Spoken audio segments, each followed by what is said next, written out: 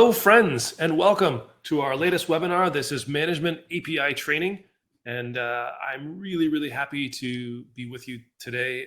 And I have joining me my good friend Mohit, who is a lead platform engineer on our APIs. Basically, built the Management API, and he's got a lot to say about it. We're going to go through tons of stuff today.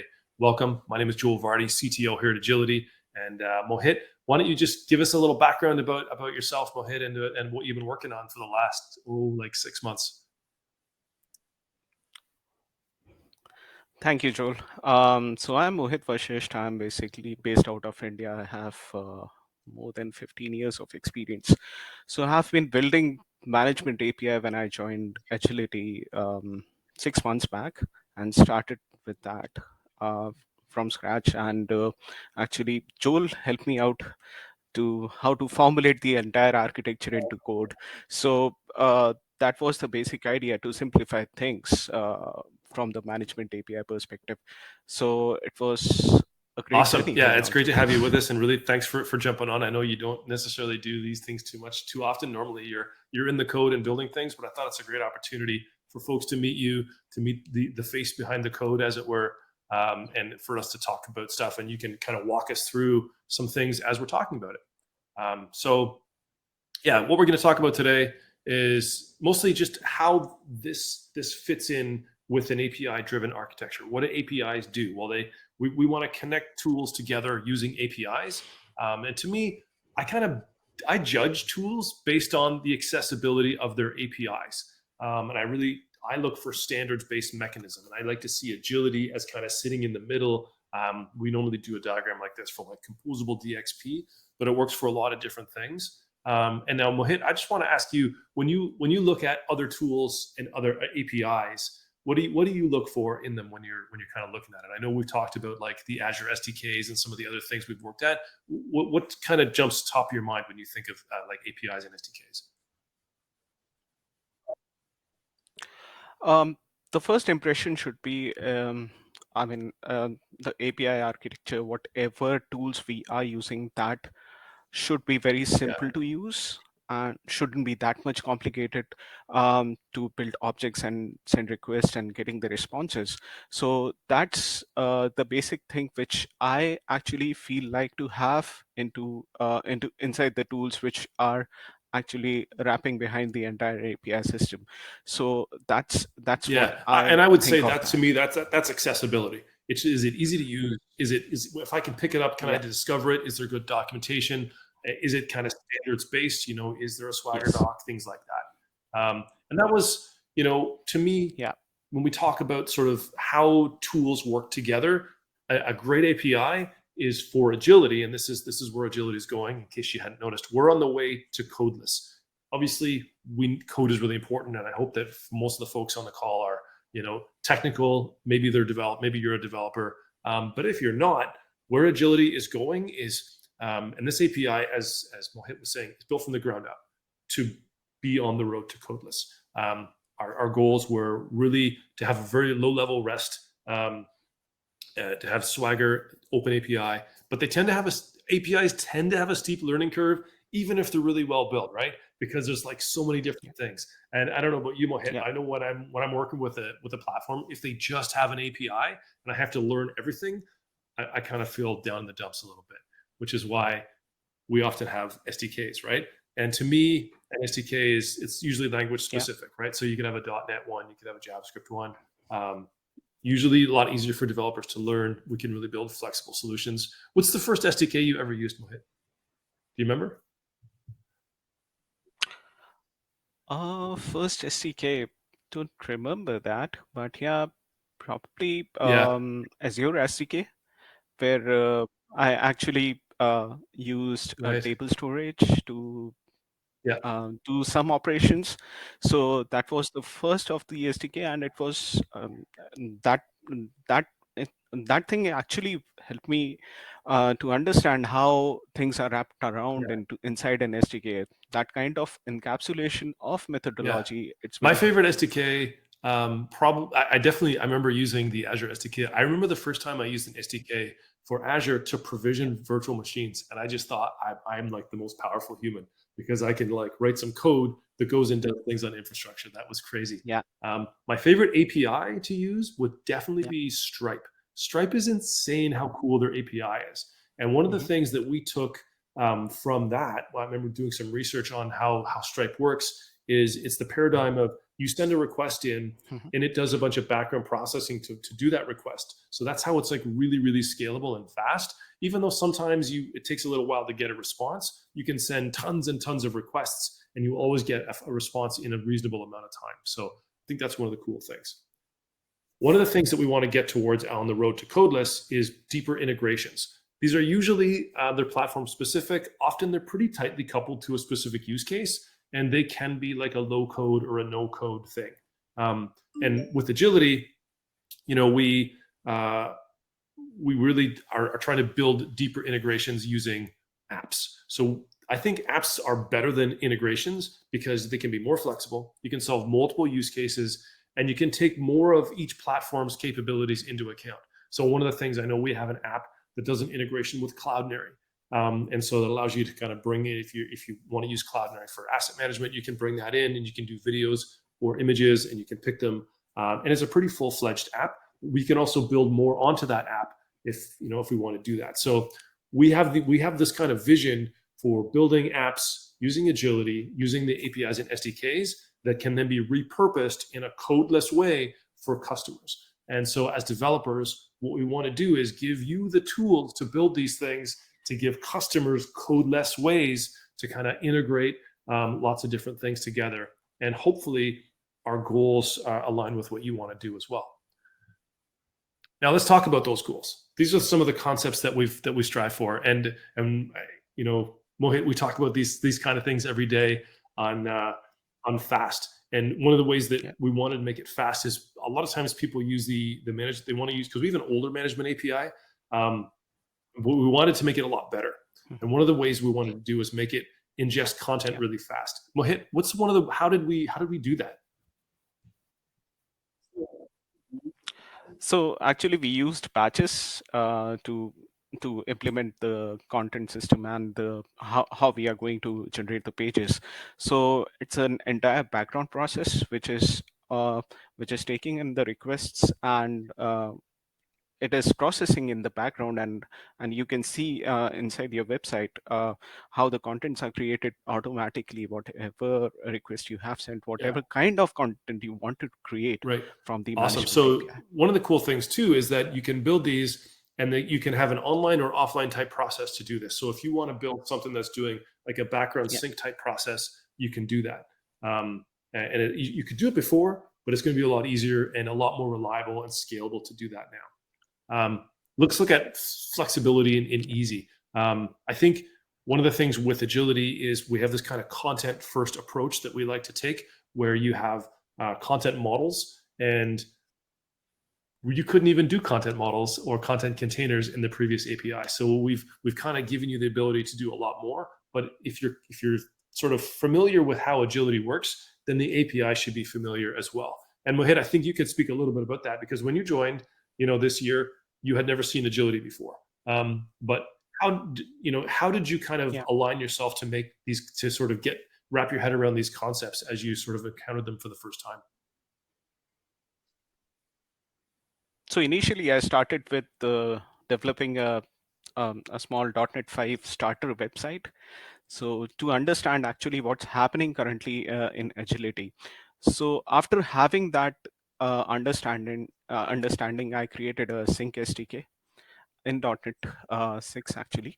So after that, then I started with management API, get understanding the concepts, how we are actually using the fetch API and the sync SDK in order to get the content and syncing the content. We use those concepts, basic concepts, to create models and containers in order to create the content, and eventually that content can be used to create pages.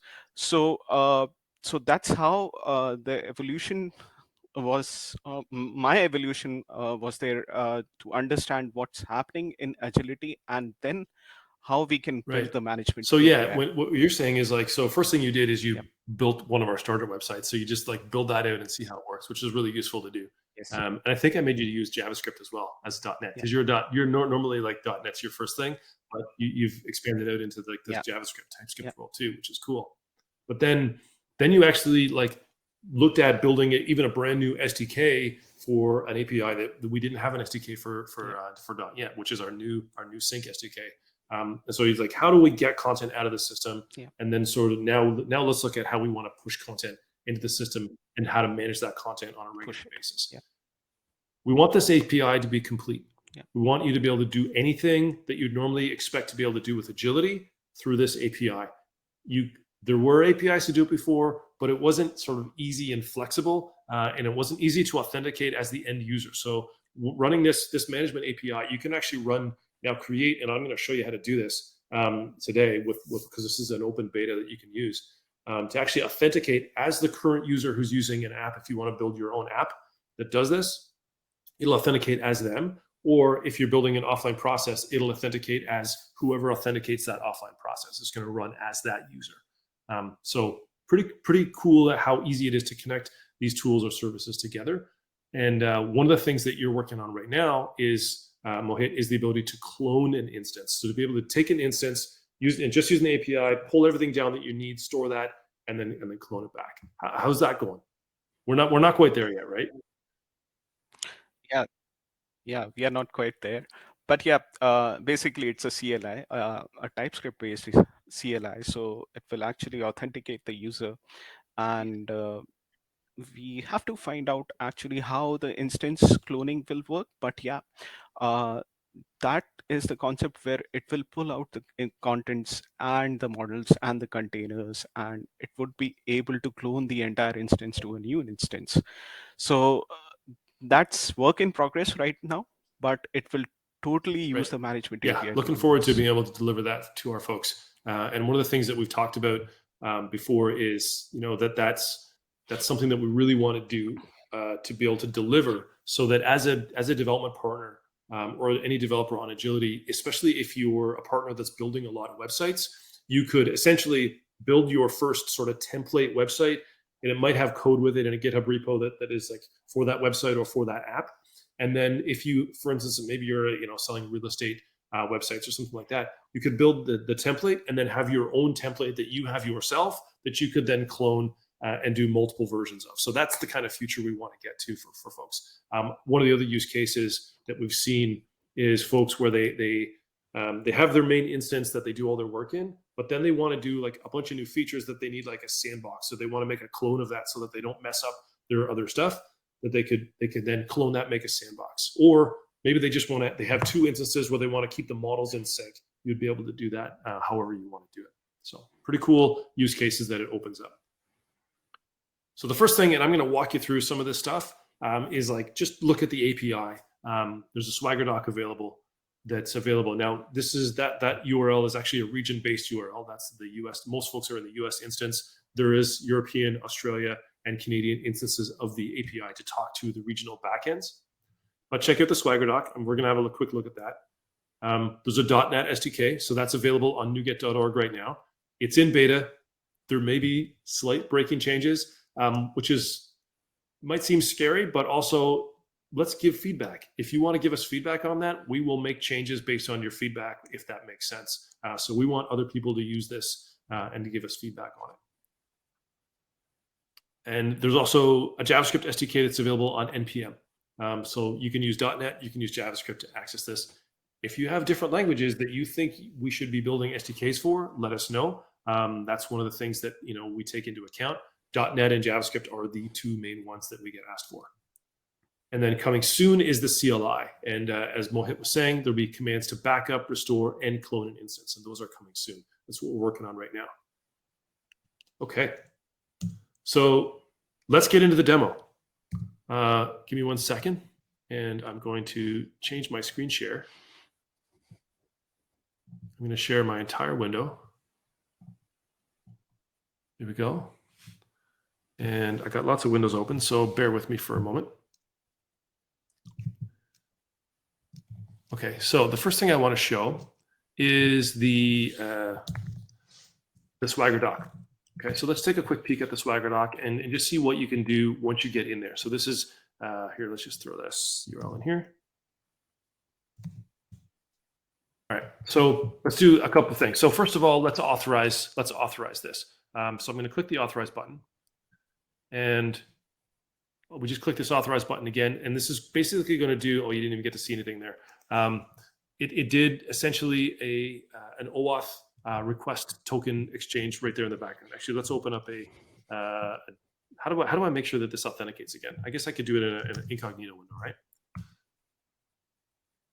So what this is going to do is it's actually going to bounce me over to the Agility login page and ask me to log in. And I have SSO turned on, so it's actually going to log me in using my Microsoft Azure account, and go ahead and do that and bounce me through that. So whatever methodology you're already using to log into Agility, I'm not going to log in again because two-factor authentication is just a pain in the neck, but it will use the same authentication. So when you're authorized, it's actually going to be as that user, whoever logs in. So that's much different from how the current API works, where there's a security key. This is a much more secure, much more flexible way of working. It does mean you have to get your token, and there's a refresh token. So that's the same kind of OAuth rules that's around, that's everywhere. I know that we have like a way to get the current user. So let's just actually run this. Now that I'm authenticated, I'm going to go ahead and run this, and it should actually run and show me my login. So you can see here, it gives me Joel Vardy at joel@joelacms.com and my time zone region. So this is essentially everything that's been saved for my account. So it is logged in as me, and now I can do whatever I want in any instance that I have. You can see there's a ton of stuff here that's available. And one of the things that hasn't been available before, just to talk about a few different things, is the ability to list assets, the ability to list containers in the system. And a container, you want to just tell us a little bit about what a container is, Mohit? So basically, container is used to create a model. So it contains the content, what you can say a kind of a wrapper, which will have different models inside it. Models will have fields. So container will be used to create a content. So when you're working with Agility, I know that in the back end, in the actual manager tool, you create a content model. And that's I think those are represented here with models. So you have a content model, so you can list to create those models. Yep. You can create a container based on a model, and that container can be either a single item or a list of items. So then you put those items inside the container that are based on that model. So that's kind of how the hierarchy works. And then of course you can have linking between containers. We also have the ability to have pages, so we can list all the pages, and we can do all the workflow on pages, just like we can do on content items. And then we can add modules to pages and things like that. So anything you can do in Agility, you can do in this API. One of the other ways that you might want to look at working with the API is through Postman. And because the authentication is really easy, we can actually authenticate directly inside Postman now if you wanted to do that. So, and I'm not sure if this is something that, so let us know in the chat or in Slack if a Postman collection would be useful. I know that I've worked with, one of the APIs I've worked with is the QuickBooks Online one, because I've worked with that before, and I think they publish with their API for developers, they actually publish a Postman collection. If you think that would be useful for working with the API, we can publish that. We do have one for internal use. So it's actually really easy to do things like get a new token. So you didn't see that, but a new screen just popped up on my Safari. And so that allows me to, get the token. And if you want to just get a token for practicing and playing with the API, that's a great way to do it. This token is basically authenticating you as a user, or you get a refresh token. So when you're working with the API, you have to have your token, and we will be building a way to get your token into the, if you want to just play with it, we'll be in the new settings screen that's coming up in the new UI, we'll be building this in. But then we'll also have documentation about how to use a refresh token for offline access if you want to do that. So you can see, let's go ahead and just use this token, but you can see I've got the scope set up here for offline access. You can do offline access or just online access for accessing the API. So a couple different scopes. Corinne says it was good to have a Postman collection, so we should probably look at doing that and publishing that. Okay, let's just do a couple things with this. I'm just going to look at, this is the URL for actually getting a content item. So while you can use the fetch API to get content items, the format of the JSON is very similar, but slightly different for accessing a content item. So let's just go pull one from the system. And you can see here, very similar shape to the JSON. The fields are slightly different. They are tuned more towards what we want to expect to get in. But I will say one of the goals that we've had is, for the most part, depending, if you pull an item out of the fetch API, as long as it doesn't have linked nested content, I don't think we don't do linked nested content in here, right? Mohit, we just do just the content item. So if you pull a piece of content from the fetch API with the nest depth of 0, then you should be able to save that back in with the management API. So that's the idea there. And you can see we've got some examples of some stuff that we've been doing just to work with stuff to sort of test all these things out. So it looks like we need to do some work on the Postman side of things to generate that. I think we can actually use our Swagger to generate the Postman. So very similar sort of ways to work with this content, right? One of the other things I wanted to show was, I think I had some notes here that I wanted to remember as well. Oh yeah, so we had a sample.NET project that I put together and a sample JSON. Mohit, if you had to choose between .NET and JavaScript, which would you choose? Oh, really? Right now, JavaScript. Oh, and why? You've changed teams. Why? Tell me why. Wow. What do you like about JavaScript? Yeah. So the code is very simple. It's very simple to code in JavaScript, and you don't have to think about that much of types. A strongly typed language is C# is a strongly typed language.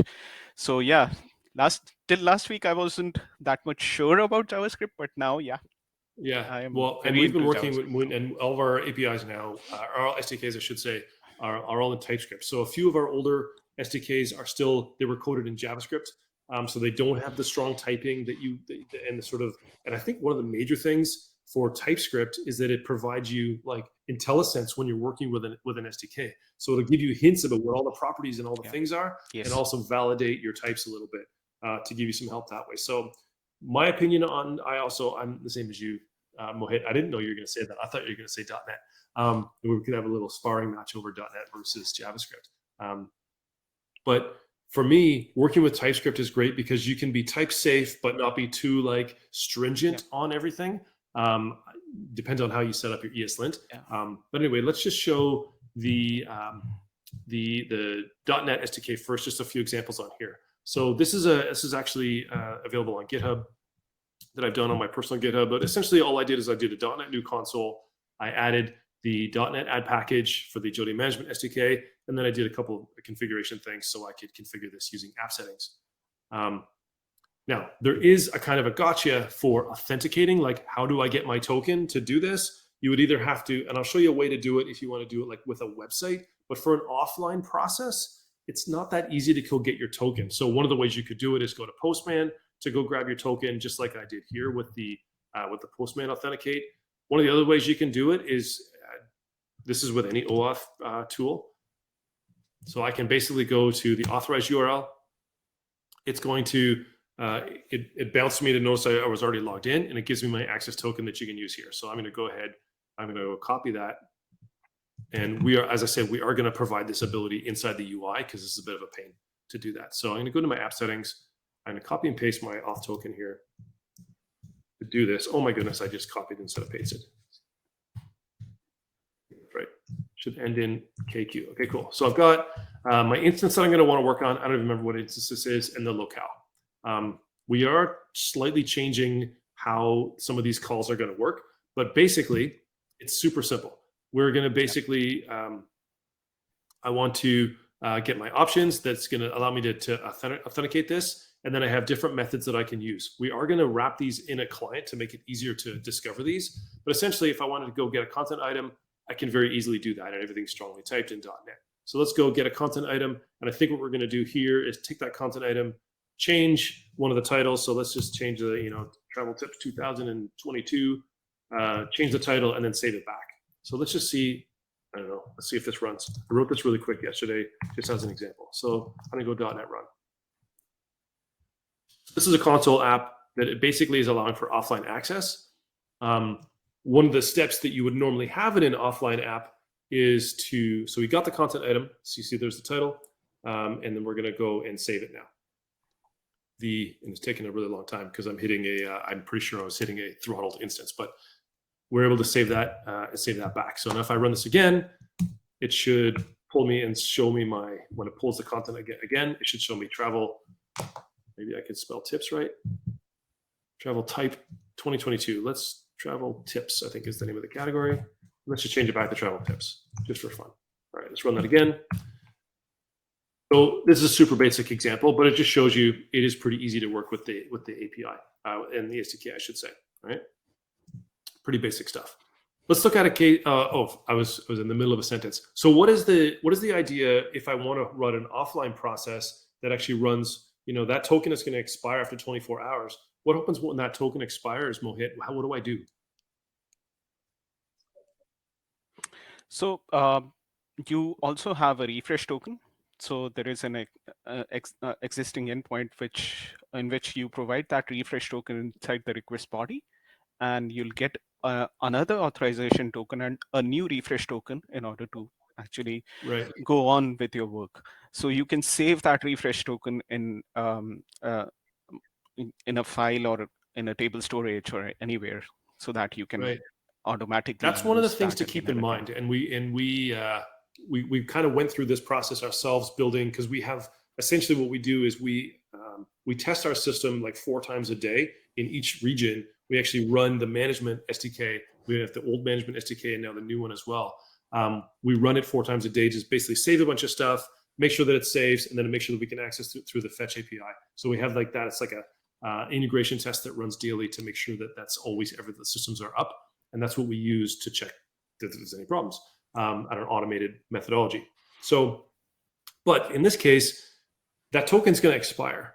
So you need to be able to save your refresh token is somewhere and your token in a place that's persistent. So obviously in this case, I have it in my app settings by default, but I can't persist it back to the app settings if I'm going to run this offline and have it running on a consistent way. So if you're looking at a system that's going to be doing this in some kind of content sync, you need to have a way to persist that token. If you're running in Azure, I highly recommend using something like table storage, because it's like super cheap and really easy to work with and secure.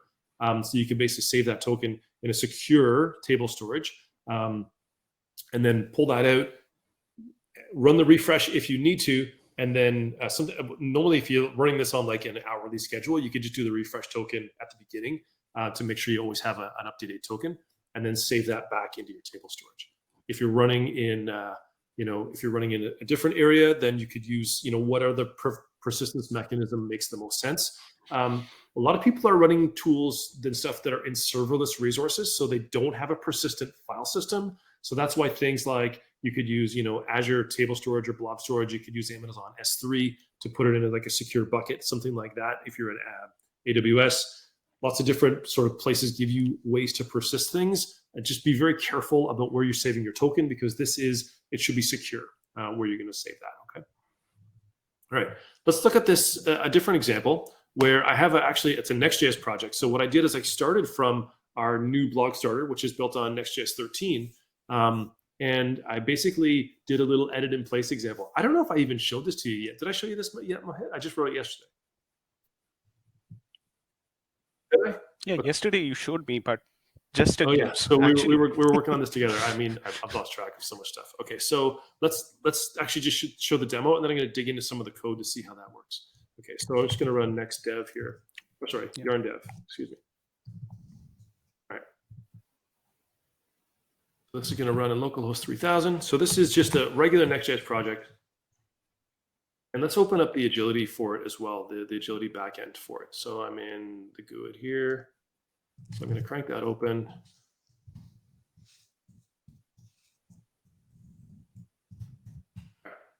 Let's pop that up in the new Agility UI so we can see what we're actually looking at. So this is this is something I built or put together originally back in November for a model training session that I was working on.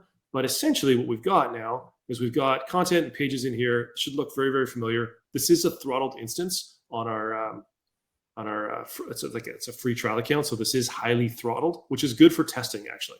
So let's work, and we've got these text block with images here. And what I wanted to do is provide the ability when you're previewing this thing to let the user go in and log in.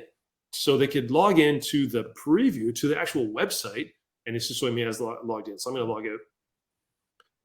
To log in here to actually edit this thing, okay? Because if I'm looking at it, it's like, oh, I want to change this text. Well, wouldn't it be cool if I could do an edit in place? I don't know. Maybe this isn't a good use case. I think it's kind of a fun use case. So I just thought, let's build it really fast and see what happens. So this is going to authenticate. You can see it kind of bounced me over to one URL. It kind of bounced me back and forth a couple times. I'm going to actually see if I can log out. I'm going to log out from Agility. I'm going to log out from here. I think it'll actually now, it should ask me to actually authenticate. Here we go. So now I'm at the login screen, and I'm going to go ahead and log in. The very first time you log in with this API, it will actually ask you to authenticate and say, hey, Agility wants to access your content. And if you're asking for offline access, it will say Agility wants to use offline access. So you will get some stuff there. So now we're logged in. And now what I've built is a little thing where you hover over this now. It detects if you're logged in and gives you the ability to edit it. And now I can see I've got text blocks that are, say, here. And I didn't do all the fields, but I did a few. And so this is the tagline. And, whatever, we can type in whatever we want.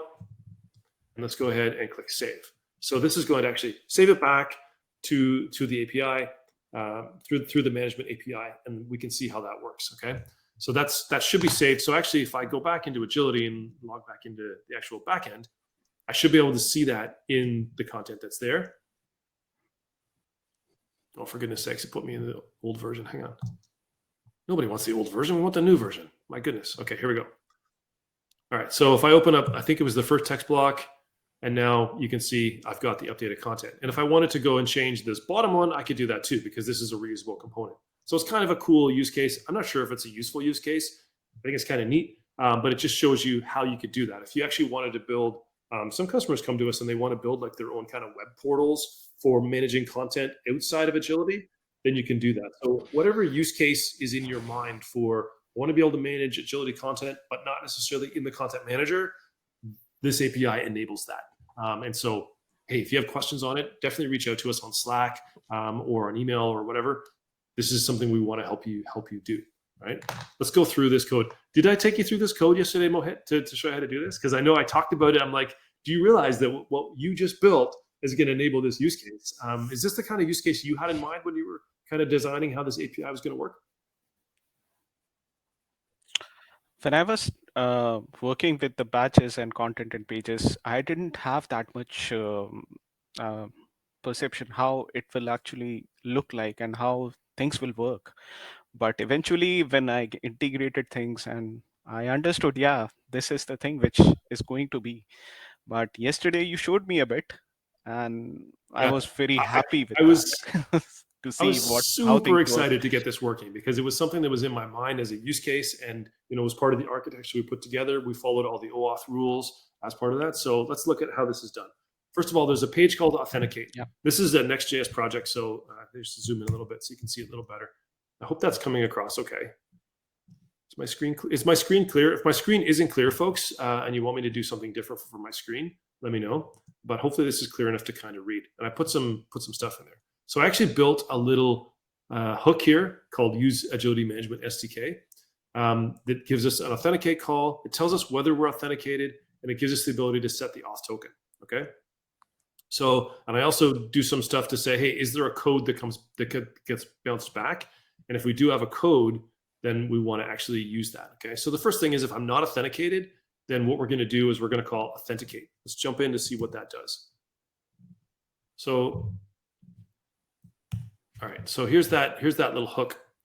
So what we want to do in the authenticate call, we just want to redirect the user over to this authorized call, right? Now, I realize there's probably some easier ways to kind of handle this, but this is the first time we've done this use case. So I'm really interested to see how our customers will use this and partners will use this. But basically, I can authorize this now. My response type is code. So I'm basically going to get a code that I can exchange for an authentication token.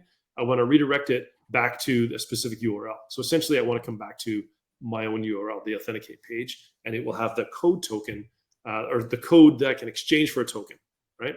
So then once this kind of page refreshes, it now has the code. And so what we do is say, hey, if we actually have a code, then I'm going to call setup auth. Let's look at what the setup auth does. What that's going to do is it's actually going to call the token endpoint. Now we don't have this in the SDK yet, and we will be adding it to basically to go get a token or to get to refresh my token. So we're going to make that a lot easier. Essentially what this does is it takes that code that's in my query string and exchanges it for a token. And now I put that in local storage. Okay. So this is a really simple way to sort of persist that token only for this user in their browser. I could have put it in a cookie, but I hate cookie APIs. So the local storage API was easier for me to use here. So this is a nice way. It's actually slightly more secure than a cookie because it doesn't get sent back and forth to the user, to the server, but it means I can only do sort of front end type requests here. So for this application, it worked perfectly, right? So now I'm authenticated. I have my token, and once I have my token, I can actually do stuff. So let's go into the component now, and this is actually my page module component called text block with image, and I just added some stuff onto here. So essentially, I pulled in my hook that says, "Hey, am I authenticated?" And the authenticated hook, all it does is we have a state variable that gets set at the beginning to say, hey, is this thing authenticated or not? So what it does is it checks for the is authenticated call, which all that does is checks for my auth token. So if I have an auth token, we're going to assume this person is authenticated. So maybe not the smartest authentication. It doesn't actually do a test, but it checks to see if they have that in local storage. If so, we'll say, hey, you're authenticated. And then we have this save content item that we're going to do. Let's look how I hook this up. So inside here, we have, all I did was, if we're authenticated, I'm going to add this group hover sort of to the whole thing so I can tell. So in here, so I can see that I'm authenticated. Let's actually cancel this. I'm going to refresh.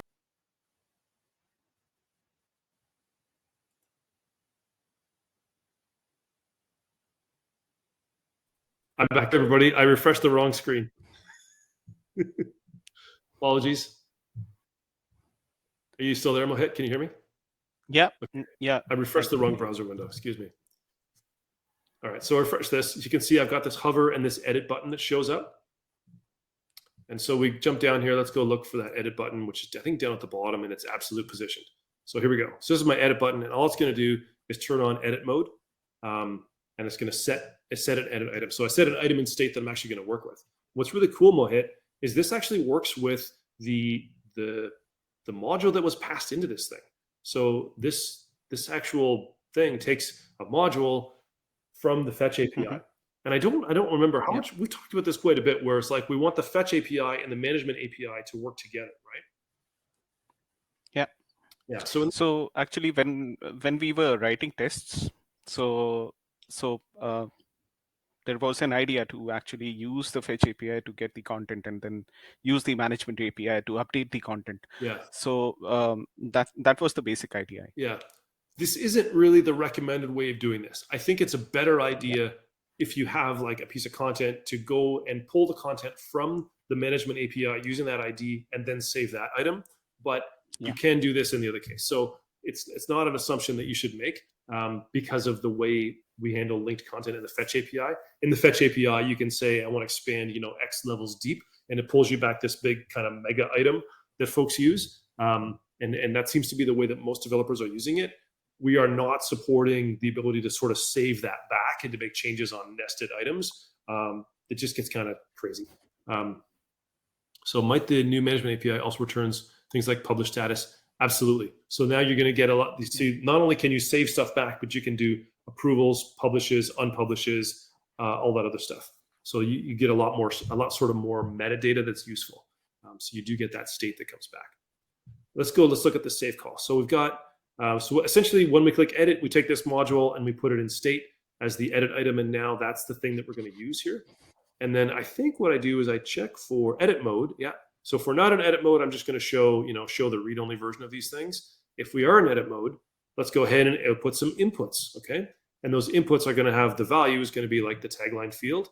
And then we're going to call set field value, which is another method when this changes, which is basically just going to change that field value on the item. So it's like, this is super basic React stuff here.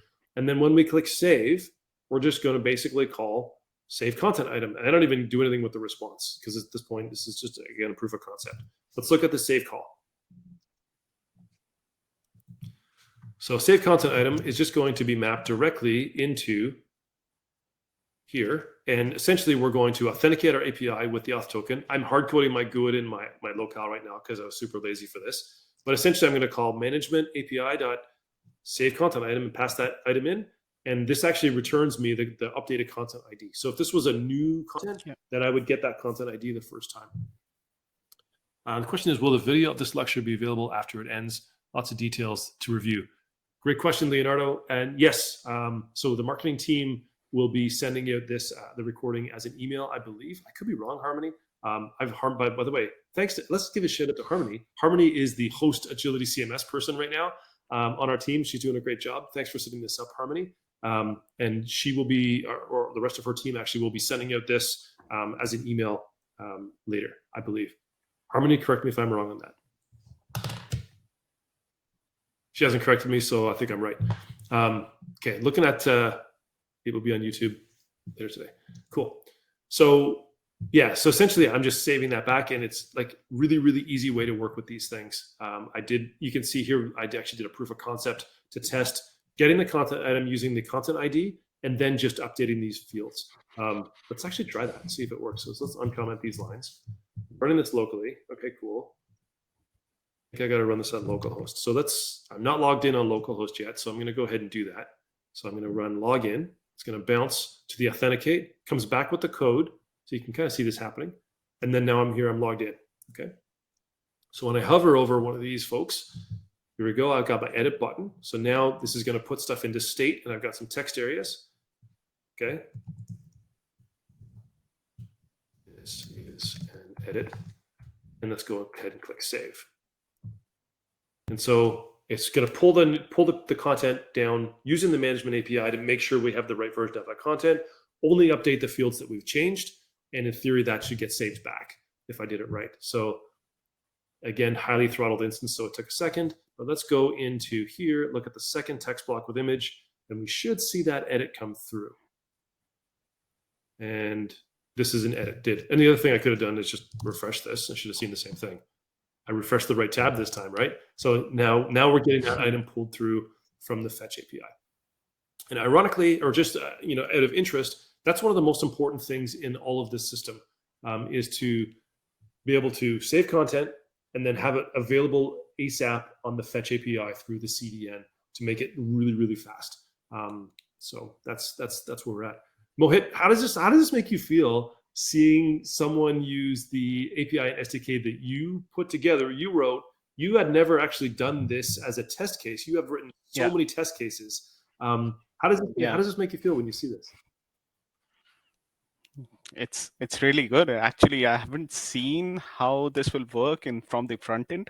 Yeah, it has been always Postman or test methods or any other SDK or something. But I haven't seen this. Yeah.